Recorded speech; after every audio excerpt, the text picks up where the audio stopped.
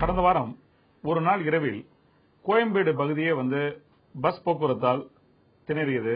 அதற்கு காரணம், ஒரு பஸ்ல பயணம் செஞ்ச ஒரு பெண் வழக்கறிஞர் தனக்கு ஏற்பட்ட இன்னல்கள் குறித்து அந்த பேருந்தினுடைய கண்டக்டர் உதவி புரியவில்லை அப்படின்னு கொடுத்த புகார். இது தொடர்பாக நடத்துனருக்கு சட்டம் வகுத்துள்ள விதிகள் என்ன, அவர் பயணிகளுக்கு என்ன மாதிரியான உதவிகள் செய்யணும்னு சட்டம் சொல்கிறது. ஒரு பேருந்தினுடைய கண்டக்டர் தொடர்பாக அவருடைய பணிகள் என்ன, அவருடைய கடமைகள் என்ன அப்படிங்கறத பத்தி தமிழ்நாடு மோட்டார் வெஹிக்கிள் ரூல்ஸ் 1989 அப்படிங்கிற சட்டம் தான் விளம்புகிறது. அதுல சட்ட சரத்துகள் 78 மற்றும் 79 அது தெளிவாக வரையறுக்கிறது. ஒரு கண்டக்டருடைய பணி என்ன. முதல்ல ஒரு கண்டக்டர் அப்படிங்கிறவர் ஒரு பேருந்து, ஒரு பஸ்ஸினுடைய கண்டக்டர், அவருக்கு உரிய லைசன்ஸ் இருக்கணும். அந்த லைசன்ஸ் அடிப்படையாக கொண்டு அவர் அந்த பணியில இருக்கிறாரு.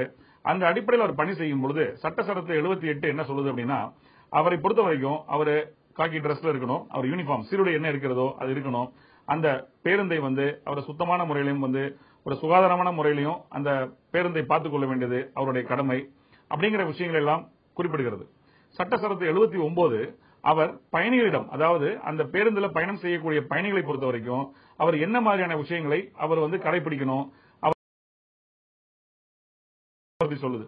அந்த அடிப்படையில் ஒரு பேருந்து அந்த கண்டக்டர், அந்த போகக்கூடிய அந்த பேருந்துடைய கண்டக்டர் அந்த வாகனம் ஏதாவது காரணத்தினால அதற்கு ஏதாவது பழுது ஏற்பட்டால் அங்கே பயணம் செய்யக்கூடிய அந்த பயணிகளை வேறு ஒரு பாதுகாப்பான ஒரு பேருந்தின் மூலமாகவோ வாகனத்தின் மூலமாகவோ அவங்க அனுப்பிச்சு வைக்கணும். அந்த பொறுப்புல இருந்து ஒரு வாகனம் தாமதம் ஏற்படுகிறது, அந்த பேருந்து தாமதமாக போவதற்கு முற்படும் சமயங்கள்ல அது கண்காணிக்கக்கூடிய வகையிலும் சரி, பயணிகளுக்கு ஏதேனும் இன்னல்கள் ஏற்படுகிறது அப்படிங்கிற ஒரு சூழல் வரும்பொழுது அவங்களுக்கு உரிய பாதுகாப்பு, அவங்களுக்கு தேவையான நடவடிக்கைகள் அப்படிங்கறதெல்லாம் அது வரையறை செய்கிறது.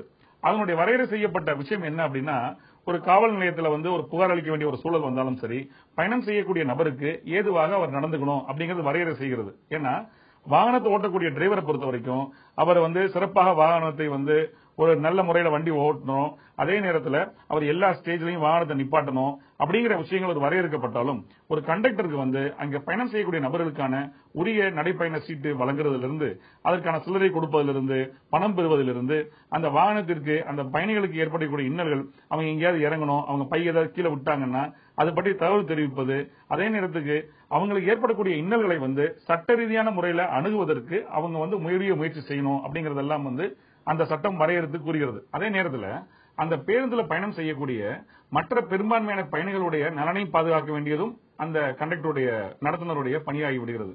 ஒரு நபருக்கு ஒரு பிரச்சனை ஏற்படுகிறது அப்படிங்கிற பட்சத்தில் பார்க்கும்போது அதன் காரணமாக பயணம் செய்யக்கூடிய மற்ற பயணிகளுக்கு அசௌகரியம் ஏற்படுகிறது, இல்ல அவங்களுக்கு கஷ்டம் ஏற்படுகிறது அப்படிங்கறதையும் பாதுகாக்க வேண்டிய அவசியம் அந்த நடத்துனருக்கு விடுகிறது. சட்ட சரத்து 79 அதாவது தமிழ்நாடு மோட்டார் வெஹிக்கிள் ரூல்ஸ் அதன் அடிப்படையில் ஒரு கண்டக்டர் மேல ஒரு நபர் புகார் அளிக்கணும் அப்படின்னு முடிவெடுத்தால், அவர் கேட்கும் பொழுது, அவர் ஒரு கோரிக்கை வைக்கும் பொழுது அந்த நடத்துனர் தன்னுடைய பெயர், பதவி மற்றும் அவரை பற்றி யாரிடம் புகார் அளிக்க வேண்டும் விவரங்களை தரணும் அப்படின்னு சொல்லி சட்டம் தெளிவாக இருக்கிறது. அந்த அடிப்படையில் ஒரு பயணம் செய்யக்கூடிய நபருக்கு ஏதேனும் இன்னல்கள் ஏற்பட்டாலும் சரி, அந்த நடத்துனர் அவங்களுக்கு அவர் மேல நடவடிக்கை எடுக்கணும் அப்படின்னா அது தொடர்பான விவரங்களை நடத்துனர் வழங்க வேண்டும். அதே நேரத்தில் ஒரு நடத்துனர் சர்வ சுதந்திரமாக அவர் பெரும்பான்மையான மக்களுக்கு, பயணிகளுக்கு நலன் பயக்கும் விஷயங்களை செஞ்சிருக்கிறாரு, அவர் மேல தவறு இல்லைங்கிற பட்சத்தில் சட்டம் போதிய பாதுகாப்பினை நடத்துனருக்கு வழங்குகிறது. மீண்டும் வேறொரு வழக்கோடு உங்களை சந்திக்கிறேன். நன்றி, வணக்கம்.